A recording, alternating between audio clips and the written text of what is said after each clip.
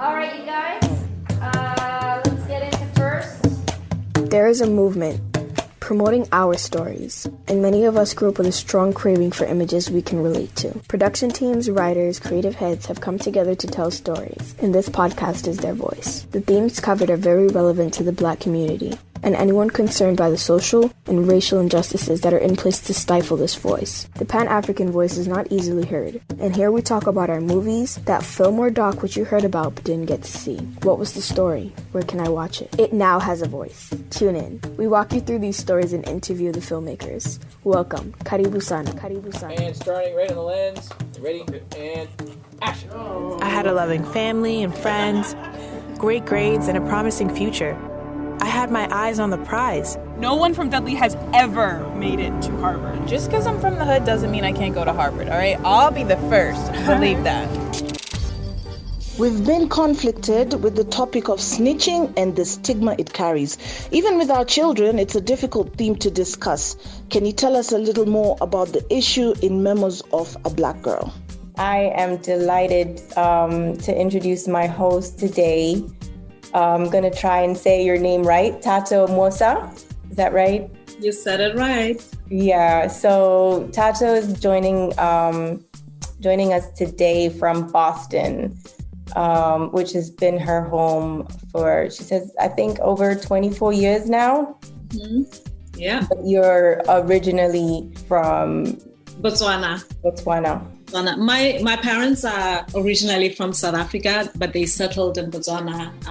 Okay, I wasn't so far then, because your do you have a South African accent? I mean, in Botswana, South Africa, we're the same people. It's the same accent. Okay. Yeah, so it's the same accent. I was born and raised in Botswana, and I have family in South Africa. It's just across the borders, you know. I identify as a Botswana. Yeah, there's different languages as well, right?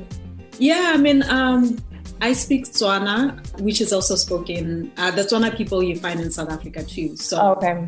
So there's Botswana in South Africa, and there's border. Exactly. Someone said that. Never mind. Yeah, so whoever carved out Africa, the colonialists, actually never considered tribes. Yeah. Because if they were to do it, they would have honored the tribe and it would look different, right? They would have honored where the tribal lines are. So however they carved out South Africa and Botswana, it just happens to be that half of the tribe falls in one country and the other half happens to fall on the other side of this line that they created. The line. You get that everywhere. This now, you know, so that's the reality. That's the reality of Africa in general.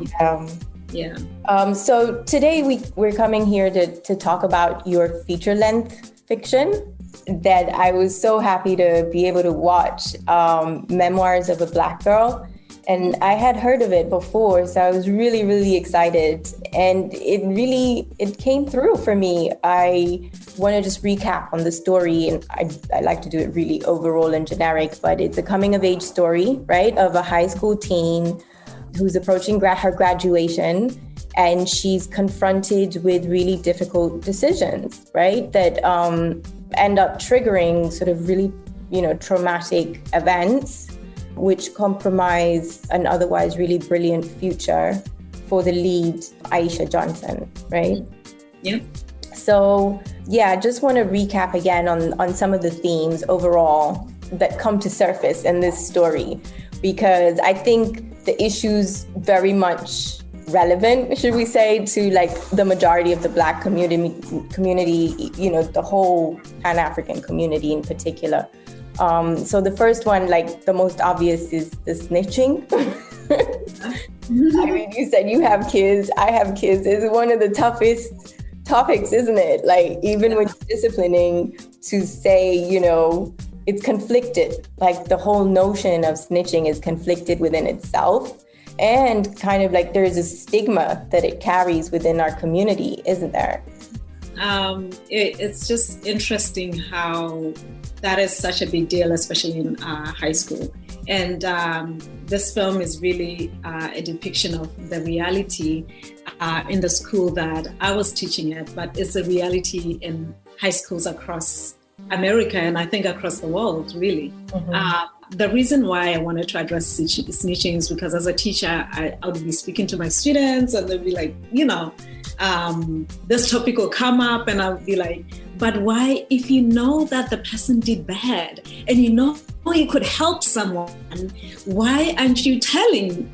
And they're like, I'll rather not snitch because then it's going to come back to bite me. It's a big deal. And I think the idea of snitching is really about what happens to me. It's not about helping the community or, helping somebody else. It's about, if I would love to help that person, but I'm going to suffer in the end. And that's how they looked at it.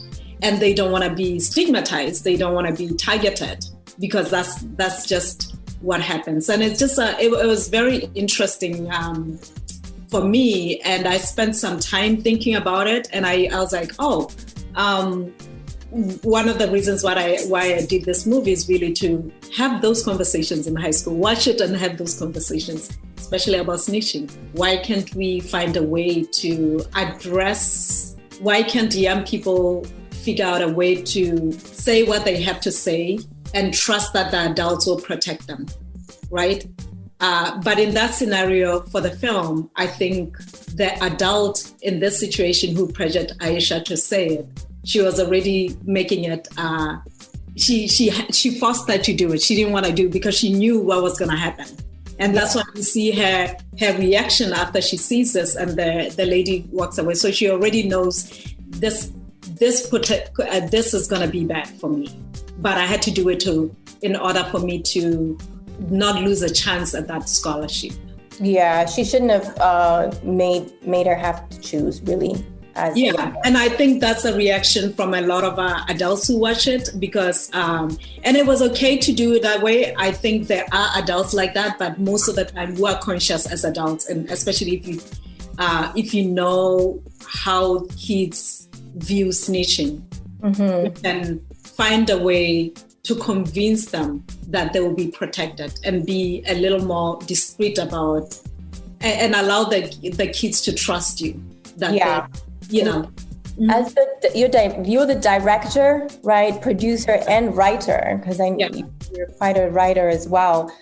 So I really want to ask you in that full capacity that you have over Memoirs of a Black Girl, what does doing the right thing mean to you? When you're confronted with like a damned if I do and damned if I don't situation, what's your advice to like a young Aisha? I think my advice to a young Aisha about doing the right thing is to I think the choice she made is the correct one, but I think for her, I would say, make sure that the adult in this situation knows the consequences for you, what could potentially happen. Because if they understand that, yes, I'm giving you this information that you need from me, but you have to be aware that this could potentially make me suffer, So I think in that situation, if I were to really fix it for Aisha, is for Aisha to be adamant to be protected, like to speak up for herself and say, you know exactly what the culture is, this is high school, I'm snitching, you're forcing me to snitch and I will give you this information, but I want a guarantee that I'll be protected. I want you to be aware that if something happens to me, you are also, so, and I think it's just really trying to advocate for yourself and not just give out a name without having that guarantee that you'll figure out a way to protect me or my identity. Yeah, no, I hear you. And I think that's a very valid point. But I think like for young, she is just a child. It's like that transitioning into adulthood. It's hard to go from, this is my teacher, she's supposed to know, like that it's her duty to protect me, to actually standing up for yourself. Once we're in life and we know like at these stages you're supposed to speak up for yourself because no one's really looking out for you. I think that's the main thing with teens, that they're forced to make these decisions on the spot. It's in that instant that she's supposed to realize, okay, this woman who's supposed to be my teacher, who's supposed to look out for me, has put me in a compromising situation. So I'm going to tell her, but she better know. Yeah. And she has to know. I think it's just in writing that movie, in that writing that scene too, I had to kind of figure out. And as a writer for me, it's like, okay, let me make it a little less compassionate, because for me as a teacher, I'll never put my students in that situation. And if I need information from them, I will first preface it by saying, just so you know, I'm aware of, this could potentially fall back on you negatively, but I'll try my best to make sure that this doesn't happen and you're protected. And if I had to release the information that you're the only one who's privy to it, then I'll try to navigate it in a way that it doesn't link back to you, right? Like, there's ways that we could get information from students without having to put them in a dangerous situation, because high school is brutal. So I think going back to your question, being a teacher, I'm aware of what snitching means, and the students will fight not to give up any information. But there is a way to work with the student to make sure that they are in the process protected. And I think it's our responsibility as adults, because a lot of times these kids don't want to give up because they know that sometimes they're not protected, right? So that's, I wrote that keeping in mind my students and the many scenarios I've seen, because that is very familiar. And going back to the fact that you wore so many different hats, like as a writer, producer, and director, was that like by choice? And even if it was by choice, if you were like to kind of drop two of them, which one would be your ultimate, this is what I love to do as a filmmaker? I will easily drop producing. It's not my fun. I do it out of necessity, because in order to make a film, you have to produce your film and you end up being a producer. But the producing part for me is not the fun part. The writing is the fun part.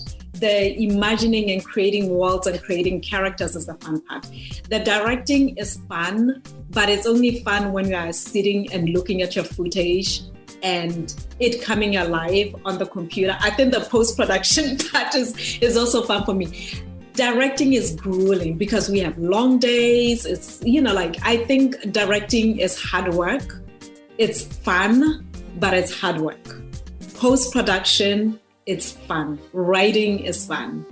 I would drop producing, having to do, the logistical, the paperwork, all of the stuff that involve producing, especially the fundraising, like trying to write grants and all of that. So for me, that's not the fun part. I'm a creative. I love to be creative, and I think I come alive whenever I'm doing something creative, and producing is business. I always say that a producer I think the best producers come from business school, because you have to have a business mindset. I'm not talking about creative producers. I'm talking about just someone who... No, I hear you. Yeah. So I'll drop that. I'm always kind of looking for a partner. Hopefully for my next film, I'll get someone who they will do that part, and I'll do what I need to do. I'll co-produce. Yeah. Yes. So I'm always out, looking for, because I envy directors who have found that producer that sees that vision, and they work together as a team to make the film. What about with your husband? He was also on, I guess, the production side of the film. He wrote the check. So that's his title. Okay, got you. So he didn't do the day-to-day. He didn't do the pre-production planning phase. I did work with two producers, one who was on the ground on a daily basis during the production, but also was there. She is a former student of mine, and she's really good at managing stuff. she's such a good organized person. And, you know, to be a producer, you have to be organized. I'm like not organized. Like she knows where, every time I'm looking for something, even for this film, if I'm looking for a release that we did for one person, she knows exactly where it is because she's organized. So I did work with her, but what I'm looking for, I think, is someone who is good at like getting that money, because I think the most challenging thing for filmmakers is getting the funding to make that film. And I think that's the hard part. So we self-funded for the most part, my husband and I. And that's how we have the title of executive producers, because we used our money. And we're able to raise some more money as we were making the film through Indiegogo, which was really awesome that our family and friends were able to contribute as well.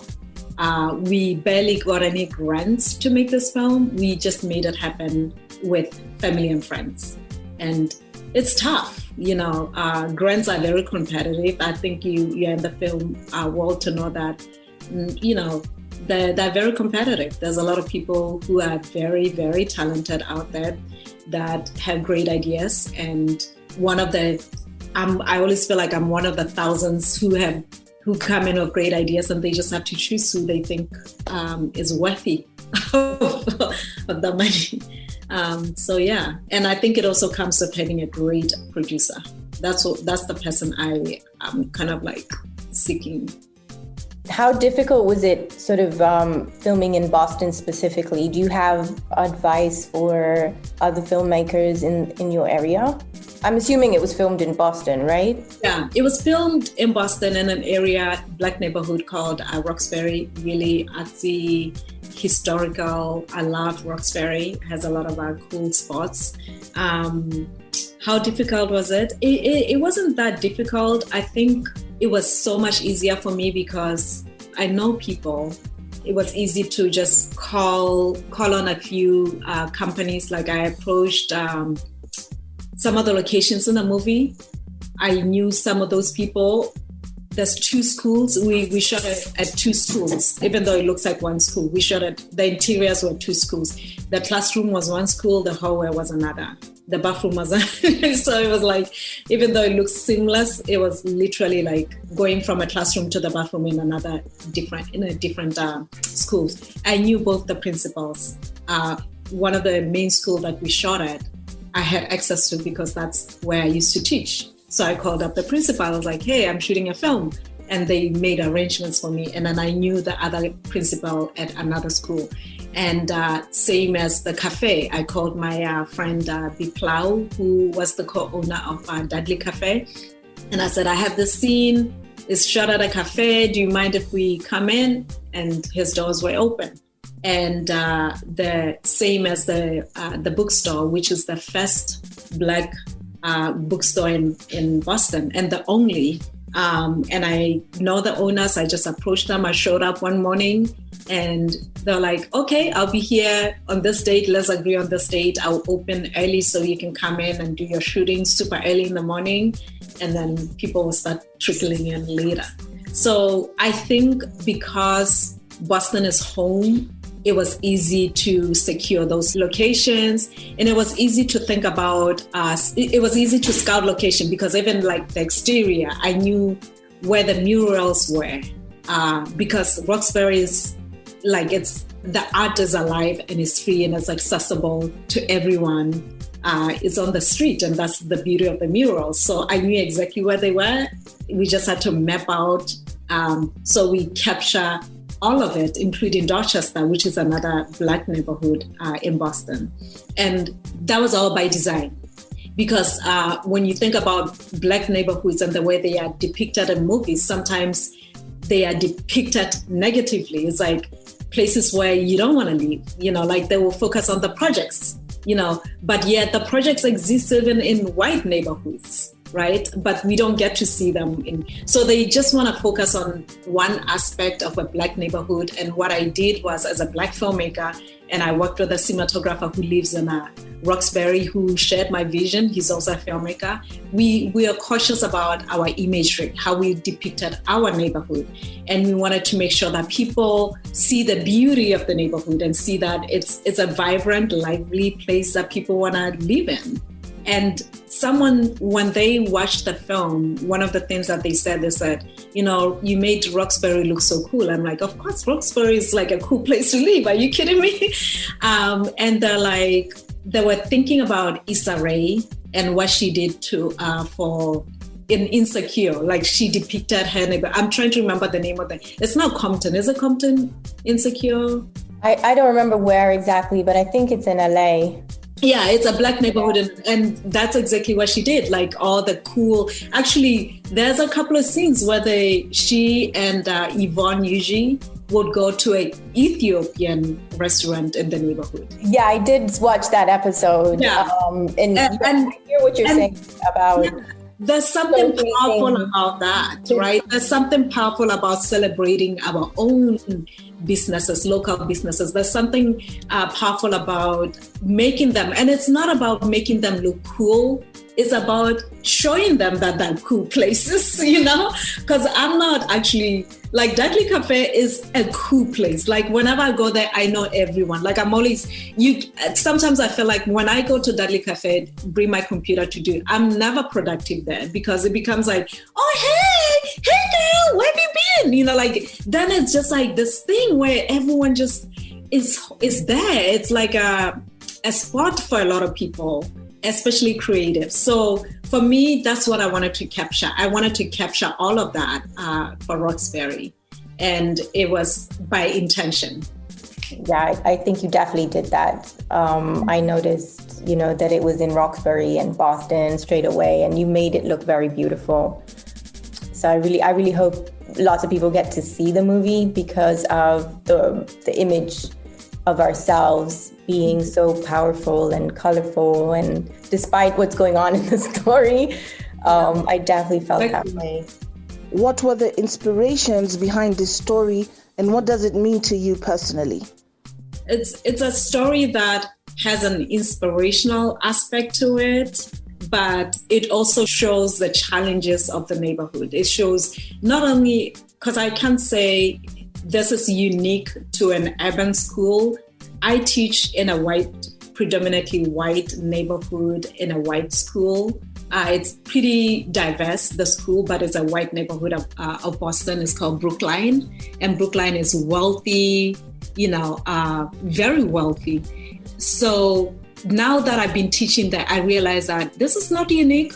Like, everything that happened there, all my students in Brookline are like, yep, they smoke in there. The only difference is that, now we vape. We don't actually so we have a vaping problem in the suburban, schools.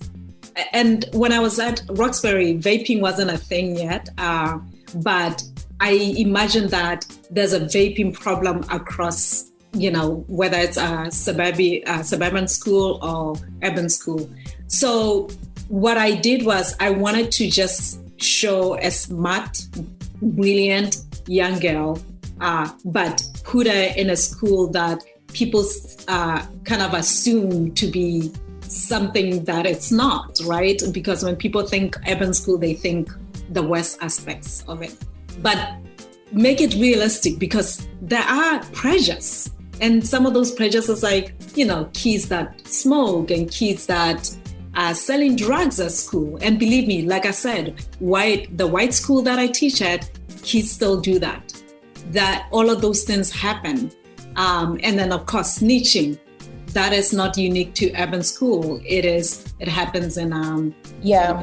But I wanted my protagonist to just be someone who's gonna try to navigate that, because that's the reality. And that was a lesson in the film, where it's like, this is not rosy. I didn't want to make it a rosy kind of situation. Then I'll be lying, because that's not the reality. The reality is that there are kids that will try to target you at high school. There are kids that will try to have you smoke and join them. Like, there are kids that will try to recruit you to join gangs. But how do you navigate that if you're someone who knows that the right and wrong? And that's what Aisha is to me. Not just Aisha, but Marcus and Marissa. And the other thing about image that I want to go back to is the hair. All of those kids' hair was natural, all the girls. I didn't think about that because for me, my hair is natural. We just were casting people, but I didn't think about the hair until someone made, they're like, all the characters in the film had natural hair. And I was like, that is just such a normal thing for me that I don't think about it. But I was like, oh, that's really powerful for someone to pick up on that, because for me, that's just the way I exist. Like I have natural hair, my friends have natural hair, and that's the way my world is. But for someone who sees the other world where there's, people that perm their hair or put weaves and all of that, they did pick up on that. And I was like, it's such a great thing for young people to see the beauty in nature in their own hair, at least in the film. In the film. Yeah. Some of the other subjects and themes that are covered are, one of them is fatherless sons, of course, where, again, it's a big thing in sort of Pan-African households for 1,001 reasons. But in your film, this really shows how this can put a strain on the whole family. And ultimately, the way that there's a tragedy, essentially, where, and it happens often where you're trying to be initiated into values that don't really belong, but it's quite sad because it's in a search for that belonging and that validation that comes with fatherless sons. And then the peer pressure, which you've mentioned earlier, is just the focus on appearance, popularity, image at this age, what that looks like for teenagers. Is, eventually this beauty and strength in what happens when we actually resist that pressure. It is. It's to navigate high school all over again. I mean, I don't know how I survived, because every time I look at now some of my students are graduating and I'm like, wow, like high school is like almost like it's an initiation to life. Just before you become an adult, you have to go through this grueling process. It's like the last stage of before you enter adulthood. And I think you have to be strong, and part of it is like also having a family that nurtures you and having a solid foundation, right, at home, and having that support, and also having the right friends, like choosing the right friends in high school. How important was the topic of peer pressure and talking about appearance and popularity for youth at this age? As you saw, I think with the character of Tonya, the girl who went along, yet she knew it was wrong. I was deliberate about that character. How many of us have seen our friends do stuff that we know it's not right, but we've stayed silent and we went along because we want to belong, right? And that's exactly what was happening with her, until in the end where it became very dangerous and she had to make that decision to peel away from this bad group of girls and make a decision to go help Aisha. But that girl exists, and I've seen her. I've even had a conversation with my son where one time he was caught up in middle school, he was caught up in some incident, he got into trouble, and he insisted that he didn't do anything. It was a group of them that got into trouble, but he just happened to be, and I'm like, that's exactly what we're saying. If you see that something is wrong, you're gonna be punished because they don't say, oh, this particular boy is the one who did this. It's a group of you. And now you are being punished as a group, yet you knew was wrong. And I asked him what he thought he should have done. And he said, what I should have done when I saw that it was wrong, if I can't stand up to my friends, then I walk away. And it's hard to make those decisions as a young child, right? Because you want to belong, you don't want to be seen as someone who's so you're not one of us, you think you're better, right? So he's afraid to speak up, he knows it's wrong, and he's afraid to walk away. Now he's stuck. And that's, like choosing the wrong friends. You're stuck with them because you're afraid to even walk away because you'll be seen as, oh, now you don't want to be part of our group. So it's tough. I mean, I got where my son was, because he understood what was wrong and what was right. And I get, even with the character of Tanya, why she went along. But she tried in her meek little voice to speak up, but they shut her down. And in a way, she was also being bullied by them because they were not really her friends. They were mean to her. If you notice that the little remarks that they will say to her. And that's what I wanted to show, that sometimes you think people are your friends, you are going along, but you really have to open your mind and open your eyes to what is really happening. Are these people really for you? Are they the right set of friends for you? And I think those decisions are hard for middle school and high school students. Mm-hmm. You fall into the trap of the wrong. And I mean, my son just entered middle school. I would say he just entered middle school because they were remote until April or something. So now he's physically in school, and now he gets to know people because it's a middle school, new school. And I was really cautious every time he comes in. I'm like, who are you hanging out with? Oh, do we know? Can you bring them home? She's like, Mom, why do you want to? Nobody does that. Why do you want to know my friends? I'm like, it's important. I want to know who they are. I will judge for myself. He's like, can I not judge? Can I not choose my own friends? I'm like, you can choose your friends, but I'm not sure. I want to make sure that you're choosing the right. So I'm like, are they doing well in school? Did they respect their teachers? Did they talk back to that?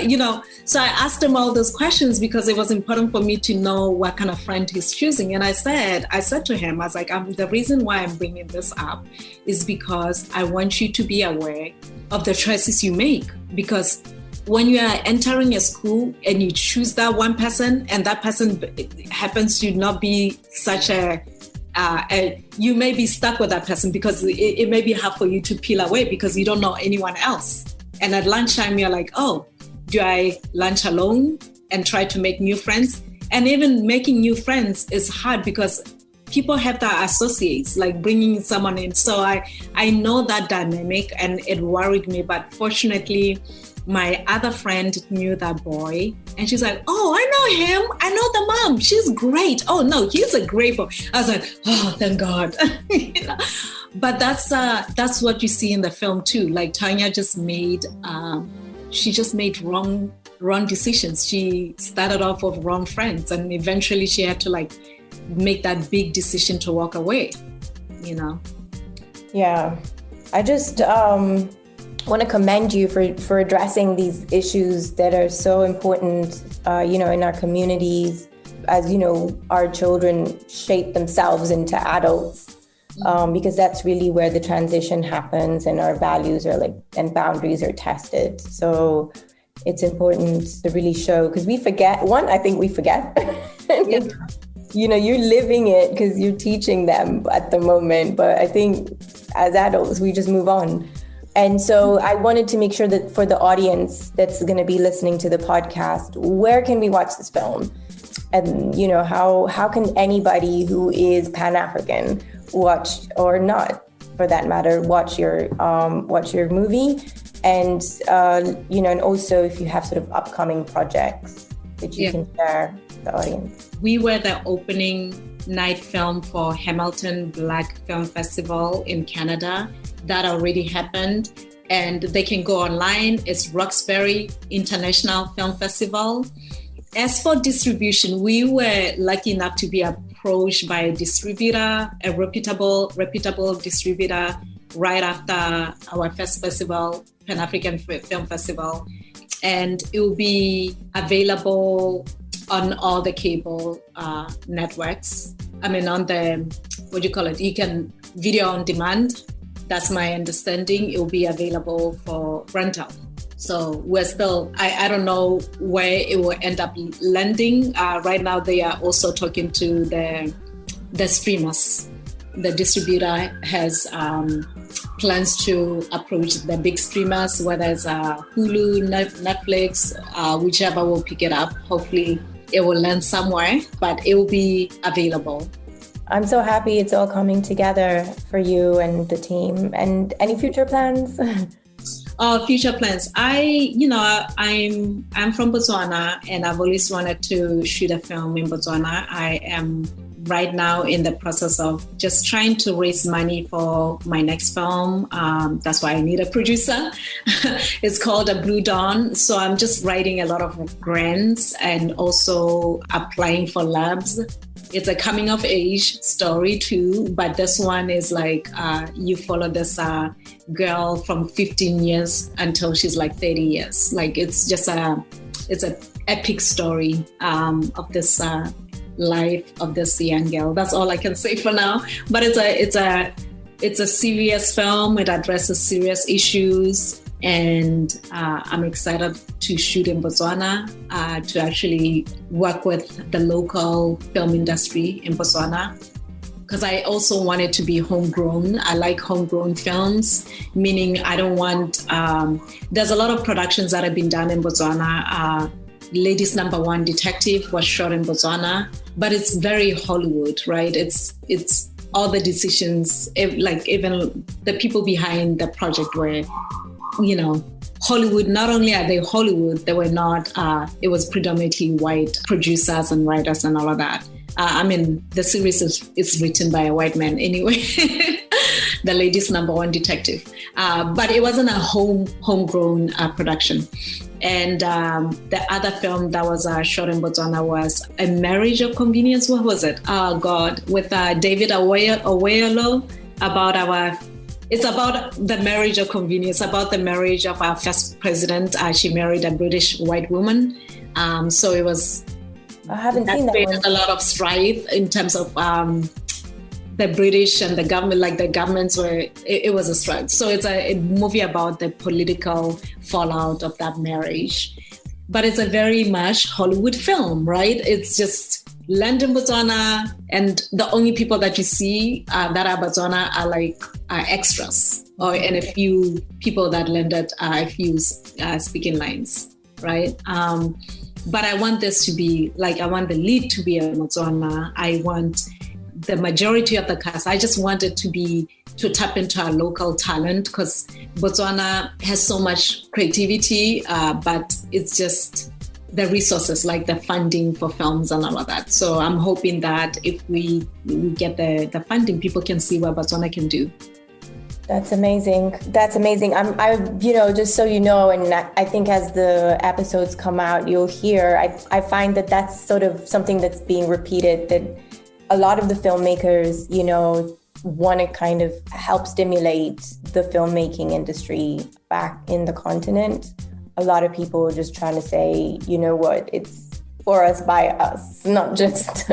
Exactly. That is below the line extras, as you say, and sort of just trying to get that reins back on our stories and make sure that they're told in a certain style and fashion that is aligned with our way of living. Authentic voice, because only we can tell our stories.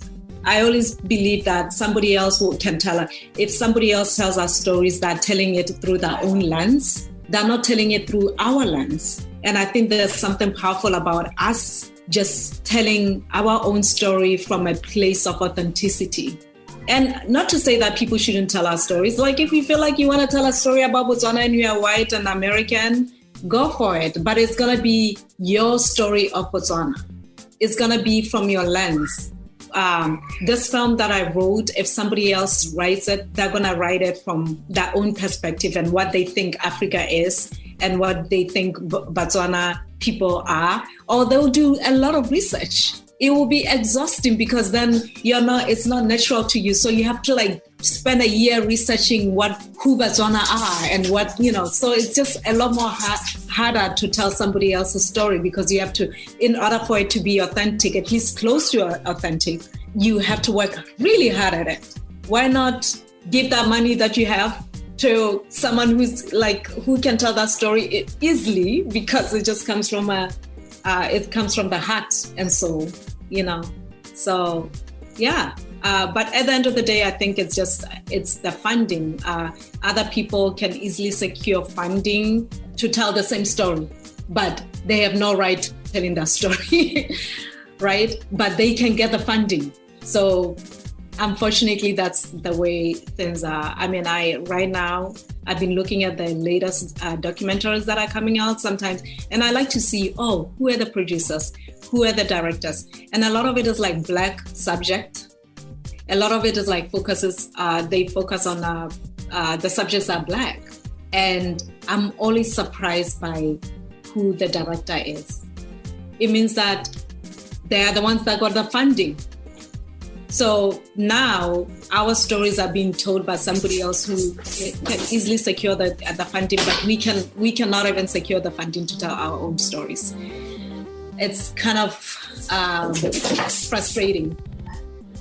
Yeah, that access to capital is a thing that, again, is a recurring issue I'm hearing a lot about. But I think it's true for the community in all, not just the film industry. I think it's just more pronounced and obvious, I think, in the film industry, because you said, like the subjects and sometimes the actors or the topics are African or Black and people making them are not.